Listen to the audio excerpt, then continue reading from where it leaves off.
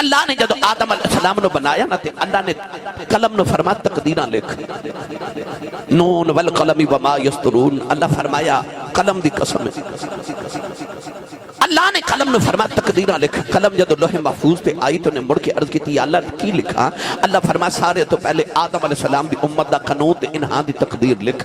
یا اللہ لکھنا کیے؟ اللہ فرما لکھ آدم دا جڑا امتی نیکیاں کرے گا وہ جنت چ جاوے گا تے جڑا گناہ کرے گا دوزخ چ جاوے گا۔ قلم نے لکھ کے عرض کی تھی یا اللہ اگے کی لکھا؟ اللہ فرما ہن حضرت نوح علیہ السلام دی امت دا قانون لکھ۔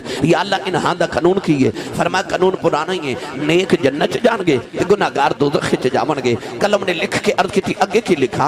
اللہ فرما حضرت ابراہیم علیہ السلام دی امت دا قانون لکھ۔ یا اللہ قانون کیے؟ اللہ فرما قانون پرانا ہی ہے، نیک جنت چ جان گے تے گناہگار دوزخ چ جاون گے۔ قلم نے لکھ کے عرض کی تھی اگے کی لکھا؟ اللہ فرما ہن حضرت داؤد علیہ السلام دی امت دا قانون لکھ۔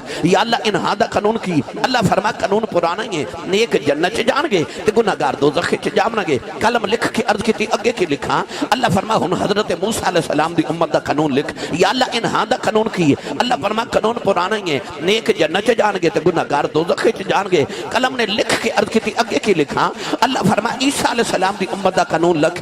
یا اللہ انہاں دا قانون کی ہے؟ فرما قانون پرانا ہی ہے، نیک جنت چ جان گے تے گناہگار دوزخ چ جان گے۔ قلم نے لکھ کے عرض کی تھی اگے کی لکھا؟